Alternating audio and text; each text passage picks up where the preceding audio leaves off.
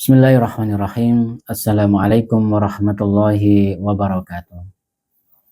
Alhamdulillah wassalatu wassalamu ala Rasulillah wa ala alihi wa sahbihi wa man tabi'ahu bi ihsanin ila yaumiddin. Amma ba'd. Teman-teman sekalian, kita lanjutkan kajian kitab Al-Adab Al-Mufrad. Yang kali ini kita akan sampai pada bab tentang perlunya lemah lembut dalam segala hal. Babur rifq, itu seperti yang bisa dilihat ya. Babur rifq. Sebagaimana yang sudah-sudah, kita tidak hanya membaca hadis ini, tetapi kita berusaha untuk juga merefleksikannya dalam ya beberapa isu yang mungkin kita temui.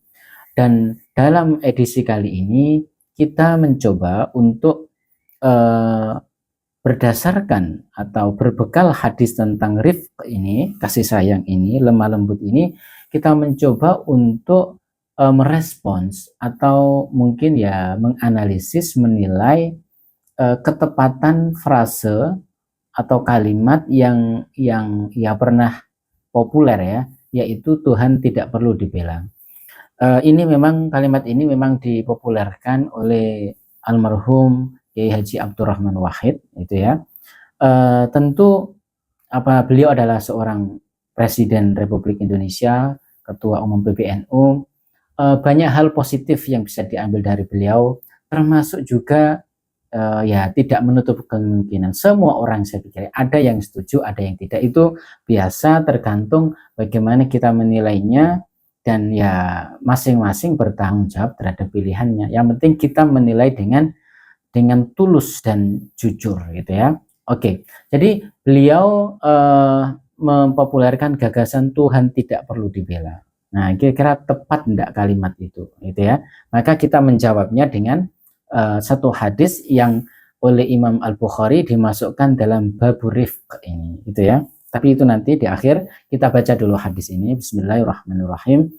Haddatsana Abdul Aziz ibnu Abdillah qala, sampai seterusnya ya, sampai kepada rangkaian sanad ini sampai kepada Aisyah zaujin Nabi. Ini ya, barangkali ada yang belum tahu sanad. Sanad itu adalah rantai, mata rantai hadis gitu ya.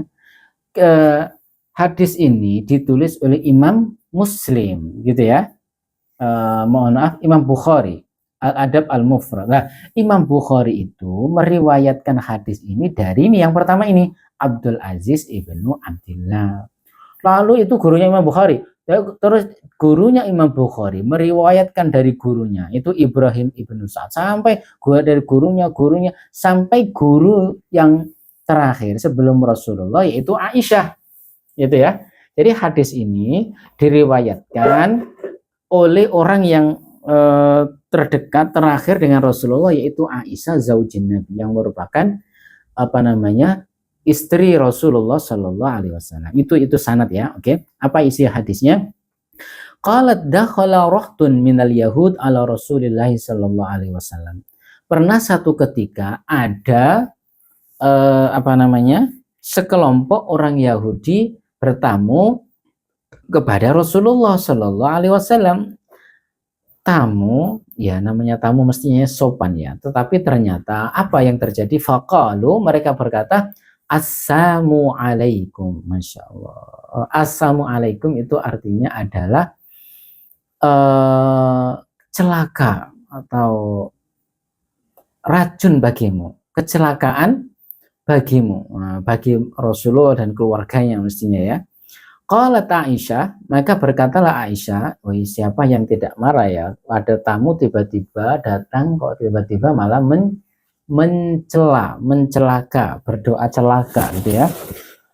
Fafahim tuha, maka saya tahu, kata Aisyah, apa yang mereka katakan, yaitu berdoa untuk mencelakakan Rasulullah beserta keluarganya. Apa yang dijawab oleh Rasulullah? Alaikumussamu wal la'natu. Maka bagimu pula kecelakaan dan laknat Allah. Itu ya. Qalat, gitu ya. Faqala Rasulullah sallallahu alaihi wasallam, nah gitu ya. Lalu Rasul Aisyah itu menceritakan seperti itu jawabannya. Lalu beliau menceritakan juga, lalu kamu tahu enggak apa yang dikatakan oleh Rasulullah ketika mendengar saya menjawab dengan alaikumussalam wal la'natu itu. Mahlan ya Aisyah. Nah, santai dulu ya Aisyah, biasa saja. Innallaha yuhibbur rifq fil amri kulli. Ini yang menjadi hadis ya. Sesungguhnya Allah itu menyukai kelemah lembutan dalam segala hal, gitu ya. Wow, ini luar biasa ini ya. Ini luar biasa. Sebentar. Nah, jadi fakultu ya Rasulullah. Nah, mungkin Aisyah agak terkejut juga. Ia ya wajar dong ada orang mencela lalu ia mencela balik itu ya. Lalu oleh suaminya diingatkan biasa saja. Mungkin ya kalau istri yang apa namanya kurang pengetahuan, kurang alimahnya, mungkin ya akan emosi juga. Kamu sudah saya bantu kok malah saya yang ya agak-agak dimarahi gitu ya. Fakul tuh ya Rasulullah, kata Aisyah, awalan tasma' maqalu. Ya Rasulullah, panjenengan tahu ndak yang mendengar ndak apa yang mereka katakan tadi? Assalamualaikum tadi ya Rasulullah. Apa kata Rasulullah? Qad qultu wa alaikum. Aku mendengar dan aku sudah mengatakan wa alaikum. Nah, gitu kata apa namanya? Kata Rasulullah wa alaikum. Oke. Jadi ini pertama beberapa hal yang bisa kita ambil di sini adalah ketika ada orang yang mencela seperti tadi itu, kita cukup mengatakan wa alaikum gitu ya. Dan bagimu juga ya gitu ya. Kalau ada yang mencela assalamualaikum, kita cukup waalaikum. Oke, hal yang kedua ini menunjukkan apa ya, ihsan. Sebut sebelumnya itu adalah berperilaku yang terbaik gitu ya. Ihsan itu mengambil kurang, memberi lebih gitu ya. Ini contohnya. Sudah sewajarnya perkataan Aisyah waalaikumsalam, kira-kira gitu ya. Oke, kalaupun al-laknatu tadi kita ambil waalaikumsalam, itu wajar karena tadi diucapkan salam kepada mereka assalamualaikum. Tetapi Rasulullah mengajarkan untuk tidak mengambil hak yang sama, artinya mengambil kurang hak dari haknya gitu ya. Waalaikum saja, meskipun waalaikum ini pada dasarnya ya waalaikumsalam juga ya kalau takdirnya gitu ya, kalau dianalisis lebih lanjut. Tetapi itu mengajarkan bahwasanya ihsan itu mengambil lebih, mengambil kurang dan memberi lebih gitu ya. Itu yang kedua. Jadi ihsan itu sama, kurang lebih sama dengan rifq, lemah lembut gitu ya. Oke, yang kedua, kelemah lembutan ini juga termanifestasikan dalam apa ya, betapa Rasulullah meskipun punya hak untuk membalas balik, tetapi beliau tidak mengambil hak itu sepenuhnya, semata-mata karena tidak ingin mengotori dirinya dengan hal-hal yang buruk gitu ya. Kalau waalaikumsalam, maka kata-kata asamu itu, celaka tadi itu akan keluar dari mulut beliau. Dan itu sedikit banyak, meskipun itu haknya, itu akan mengotori dirinya. Dan ini sebenarnya gayanya Al-Quran. Saya beberapa kali menemukan, dan sebenarnya menarik juga untuk diteliti, gaya bahasa Al-Quran itu kita bisa temui itu selangkah lebih maju daripada yang mungkin kita duga gitu ya. Ini pembahasan lain mungkin kita bisa bahas, tetapi waktu yang sedikit ini saya ingin menjawab, merelasikan dengan pernyataan Gus Dur tadi itu, Tuhan tidak perlu dibela. Jadi maksudnya adalah memang maksudnya Gus Dur itu adalah, itu sebagaimana saya baca dari beberapa analisis ya, itu ya maksudnya sebenarnya baik, yaitu agar orang jangan mempolitisasi agama. Kamu itu mengatasnamakan Tuhan dalam zahirnya, tapi sebenarnya engkau sadari atau tidak, itu engkau telah yang engkau perjuangkan sesungguhnya adalah kepentingan dirimu sendiri. Boleh jadi sadar atau tidak, gitu ya.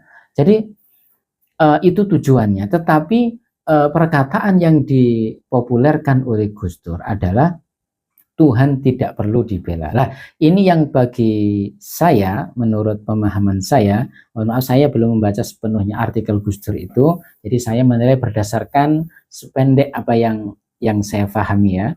Jadi perkataan Tuhan tidak perlu dibela itu kurang selaras dengan babur rifq ini.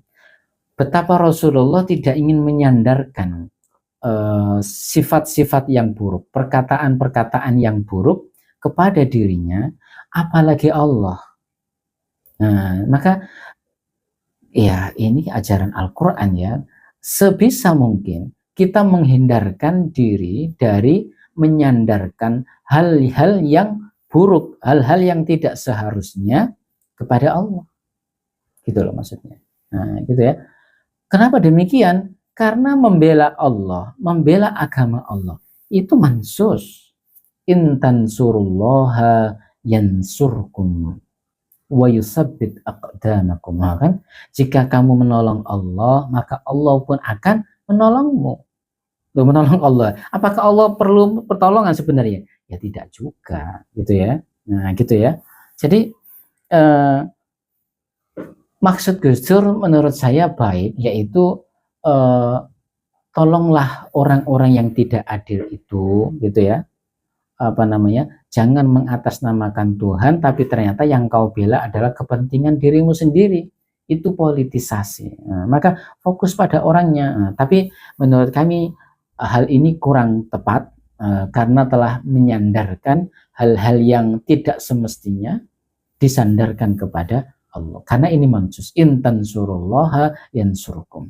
Jadi ya tujuan kita baik, maka kita sebisa mungkin mencari wasilah untuk mencapai tujuan itu dengan cara yang baik pula, gitu ya.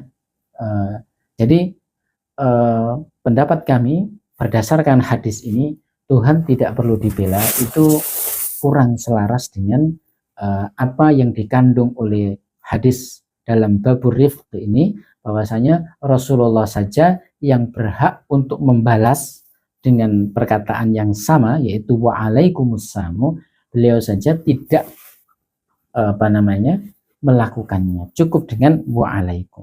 Itu karena beliau tidak ingin menyandarkan hal-hal yang buruk pada dirinya. Maka sebagaimana kita terhadap Allah apalagi, tujuan kita baik, maka sebisa mungkin dan seharusnya kita juga merealisasikannya dengan wasilah, dengan perantara yang baik pula. Kira-kira demikian apa yang bisa kami sampaikan. Ihdinas siratal mustaqim, wallahul muwaffiq ila aqwamit thoriq, nasrun minallah wa fathun qarib. Wassalamualaikum warahmatullahi wabarakatuh.